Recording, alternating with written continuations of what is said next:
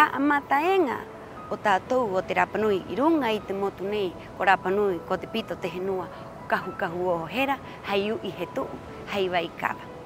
Mai roto I te moana nui a mātou I tere I oho mai ai mai hiwa te kainga matua ki nei ki Rapanui.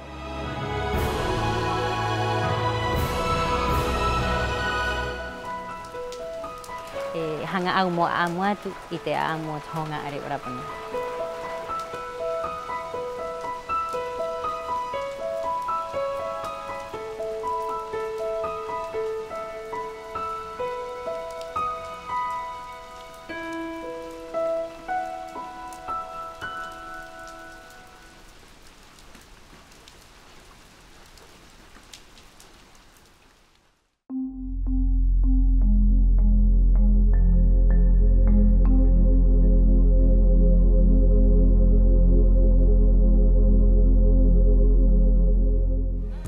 Te hongaa, he orara o tātou pahe hau Rapanui I te ao nei, te hongaa. Hakapua I te tātou reo, hakapua I tātou hakatereinga pahe Rapanui. Te honga o te reo I tupu ai, I te roa mauera, e kaupau no matua, e hangaroa ki te rau ngā poki. Hapi I tātou reo, hapi I tātou hakatereinga ki rau. He mau he oho pa I te mana o e kua nua e kua koro e hakatopa he kipe nei e a kimi o tātou peaha he anga e hakatu o tātou hare hapi. Kuia honga aira e hakatu maira ka wau o ona matahiti mo mau moho e tahi hare hapi haire o Rapanui mauno. Kami miro te wakai huare, ka tere te tere. Te aura wera te karapae. Puti puta haware. Nā tātou ngā puhi nei o angarina, o rehua, o ngā roa, te hakatereinga Rapanui.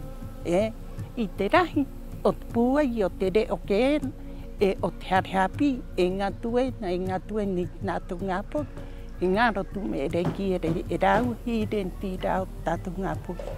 Wangiangi ai kona. Wānanga e ri te hau tire, I renti rau. Huru o upe he Rapanui. Ina tātou hakatere hakau, e tātou ngā poki, ina he ngā roa me nei au e ngā roa nei. E mana nei he nua noa I tahi o te maua, mātou tino pāri. Hanga nei ki te hinua nei, e hanga nei ki te reo nei. Hei I nanga hi kona pe ai, ora tūnak, hanga nei, mōra moho no tātou, pe mua kāhoi. Hea te me e nei? Mo ui, me nei. Mo mero I te me nei ki koe. E ko hanga o koe moho tāua, e ui a, Te hakaterehanga o te hapi te hongaa, e wānanga I te reo Rapanui, mai te nuuanga ki te matua, ki te ngā poki, te hapi ta ato ai angan aroto I te reo Rapanui. Moaha, haka mahani te ngā poki, I roto I te nohohanga I roto I te reo. E takoa he to I raua ki te kāinga, moriwa mhaka hahine, ki te raua ono tupuna, ki te raua peu tupuna. Peira te hapi hanga I te honga, hei reo Rapanui mauno, wānanga ina ki te ngā poki.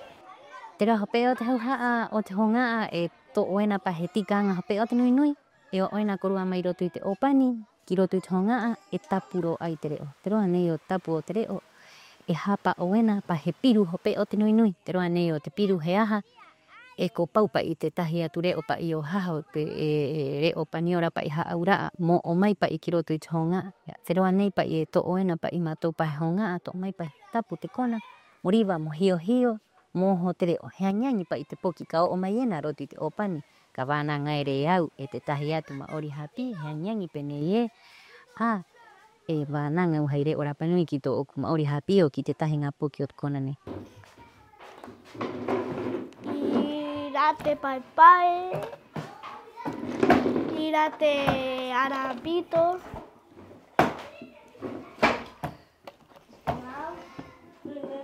irate akote arapito, tu era, y te kona era o te pentara.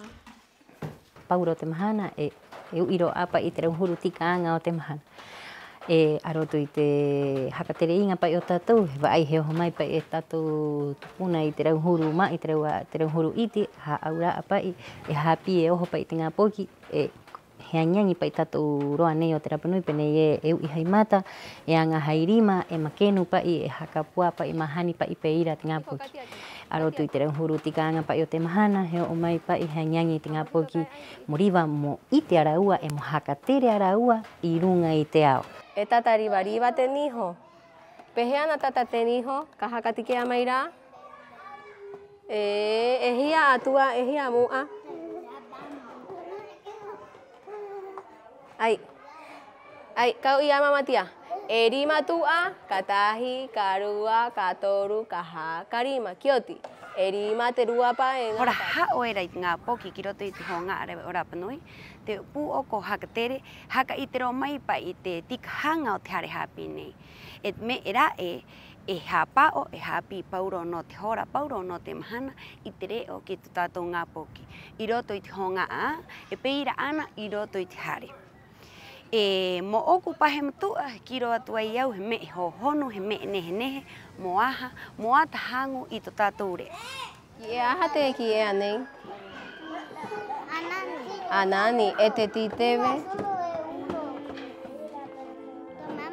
Tō mamari. E maite, hai aha na paru te raupā o te maika? Ritomata, tō mamari. Te maika? Tō mamari, riba riba.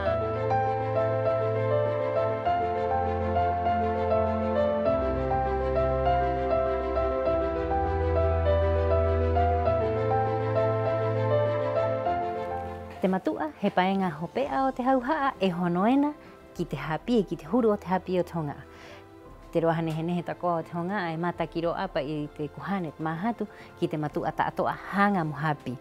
Te roa nehe ne takea ena matou, pe he takoa te matua o haho, e hapi ena, e hangaina hakaporeko ena te raua hanga, mo hapi ki te raua ngapoki.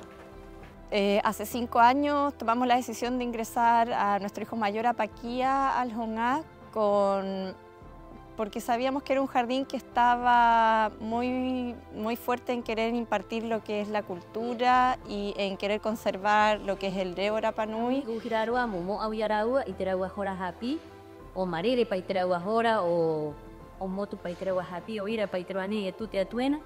Ta uho o, aro te tao nei mau ai tuku mai ai pa i te roa ero te tonga. Ki te tago nei, he toko mai pa i aroto i te he toko mai pa. El sistema que tiene el Hongá, que en el fondo es tapu, el hablar otro idioma adentro, creo que favorece mucho el aprendizaje. Todos sabemos que los niños son como esponjas cuando son chiquititos, entonces lo que uno les va enseñando lo integran rápidamente. Ambos niños míos ingresaron sabiendo palabras mínimas y de a poco se fueron desarrollando hasta que hoy en día los dos logran entablar conversaciones en Rapanui. Y esto ha sido, claro, gracias a ese trabajo que se tiene en el Hongá de empoderarse, de empoderar a los niños con su idioma. Y también, bueno, en la casa hemos hecho también un trabajo, en el fondo, Cristian empezó a hablar más, empezó a hablarle a los niños siempre en Rapanui. Y yo también ya llevo casi 3 años tomando clases de Rapanui. Los voy a buscar al jardín, tratamos de mantener por lo menos todo ese primer rato después del colegio, el jardín siempre hablando solo en Rapanui. Y cada vez que puedo, hablamos en Rapanui, le doy instrucciones en Rapanui.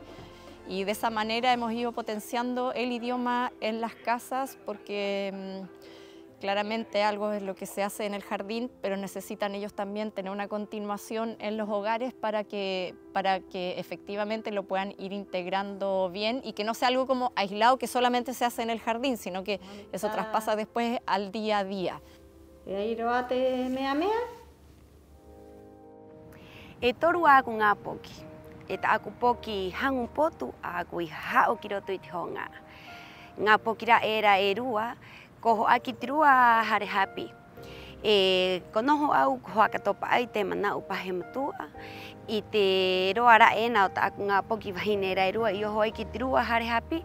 Ki ta aku poku ki hangu potu nei I o ai ki roto I te honga are o Rapanui. he hanguri aria, he puairi aria, e hapiera, i te hakatere hanga Rapanui, I roto I te honga are o Rapanui. Mai te huru maua, mai te huru Rapanui, ki te re o Rapanui, e ki te noho hanga Rapanui. O I rau pahe mtua, e pahe poki te ko o te henua nei, ko koarahi aia to oku mahatu o te hao o kui ta aku poki ki roto nei. E he me nehe, me e nomu ki atu e au ki korua ta atoa ki ngam tu a apiera ka hao atu korua ngā poki ki roto I te honga areo mo ai ku hanga a korua mo haka hangu e mo haka pu ai mai te reo ki te haka tere hanga e ki te noho hanga pahe Rapanui. E kimiro a matu I te waha mo hapi ki te matu ai te reo Rapanui ka hapi era pa I te matu ai I te reo Rapanui he mau pa I te koa ki te reo kona harera he to mai haka hio pa I te reo hauha mo vananga raua mo tapu e tahi kona I roto I te reo hare mo vananga I te reo Rapanui mauno. El trato que también tienen con nosotros como apoderados, o sea, yo siendo apoderada continental siempre me han acogido con mucho cariño, me han ayudado para que yo también pueda como entrar en este sistema, sentirme tranquila, sentirme segura, poder comprender lo que está pasando con mis hijos, poder desenvolverme en otro idioma. Y eso es parte ahí de los profesores, también de las personas que han llevado como la directiva del Hongá. Así que yo siempre estoy muy agradecida de ese cariño, de ese como más allá del 100% que veo o que siento que ponen los maorí ahí en el Hongá.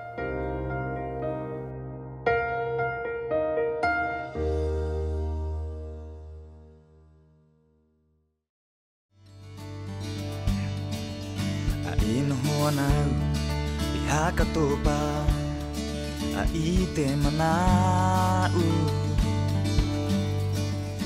Ia ui nui ai E matu ko te taina I o te anga e no tai Te hare hapi o te honga ta ino ko te honga are o Rapanui. Ta koa he ka inga o matu. Ta toa kona o Rapanui he kona hope o te hauhaa mo haka mata I te ki te ngā poki te rauhuru a amu te rauhuru haka tere hanga o mātou I runga I te henua e mo mau moho pa I te mātou ngā poki. Koe te ingoa te kona nei? O te kona nei? Ko I te a koe o ina? Ina. A koe ko I te a? Kona nei te ingoa ko tāhai. Koe te ingoa? Tāhai. E I te kona era, ai kawira. E I te kona era, e airoa e tahi ana. Koe te ingoa ra ana? Ana mata poe poe. Koe te ingoa te ana era? Ana mata poe poe. Que conozcan sus lugares, o sea, yo salgo con mis hijos y mis hijos se saben los nombres de los lugares, de los ajus, de los cerros. Saber acerca de su isla, de su cultura, eso se los entrega también el Hongá, entonces es mucho más allá de solamente lo que es el idioma Rapanui. Katere te tere. Kangaroro, kihiva, kiova, kevake. Riva, riva, hijo, cora va, eco.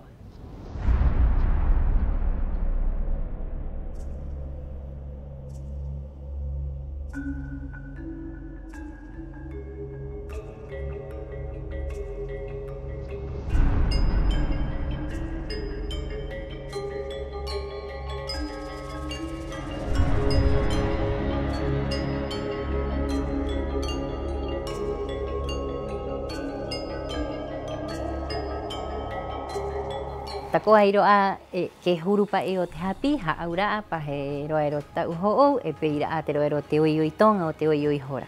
He roa hopea takoa o te hauhaa e hapi e na pa I ki te mātou ngā poki mo maa moho I te rau huru a amu o tātou hakatere inga tukuna.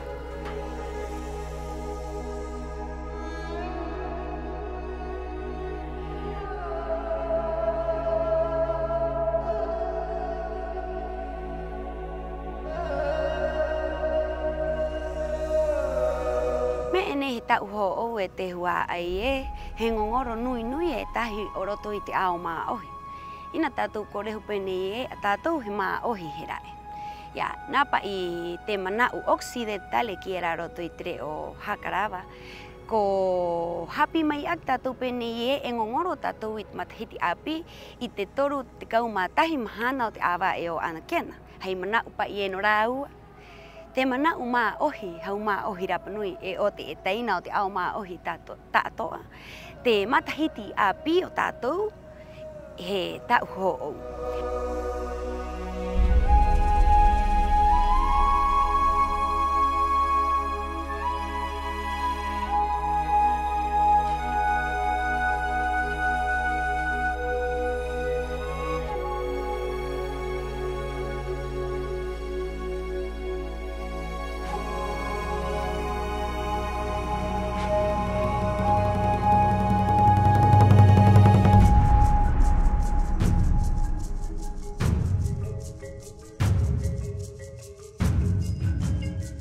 Penei te amo te tanga pepe ha mataina.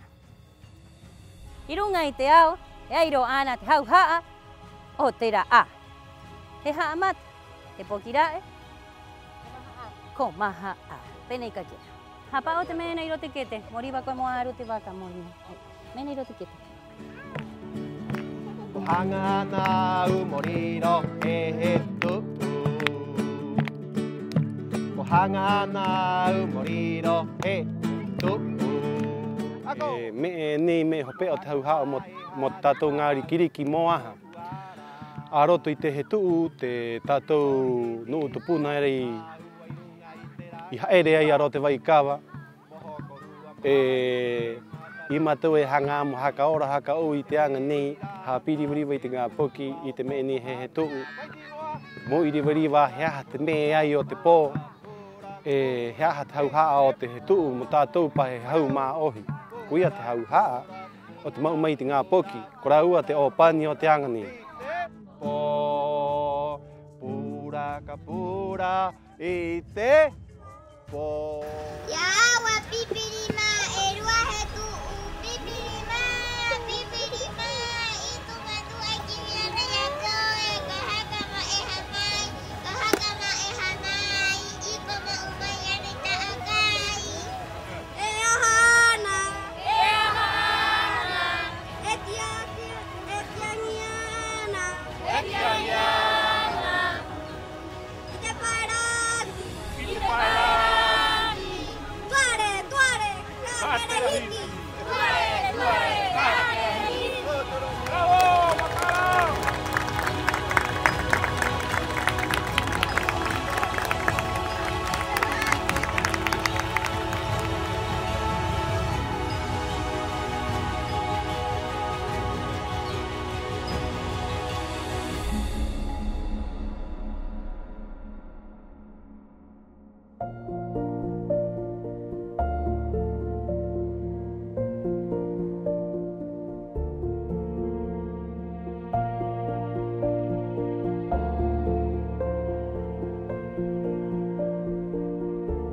Me hopea o te koa, he tikea e te Māori i te raua ngā poki, ka tahi ko nui nui a, ka rua ko hātura a, e ka toru ka mātā ka wānanga i te reo. Hanga pai i nā tātou e kokore, a roto i te reo tātou e tere nei rungi te henua, mo tae ai o te reo ina a me e mo ki, kuia te haura. Me nui nui ta koa e hanga nau mātou pahe o ngā maururu ki te nuena e pua mai ana i te rima. Hei rā wea pai mo te anga, mo te ngā poki. Mana upai tātou te ho ngā, tātou maua, e ira tātou ana mana. Mauru tako atu ki te nuna o te kōnari takoa, e hau mai ena te matahiti mātou.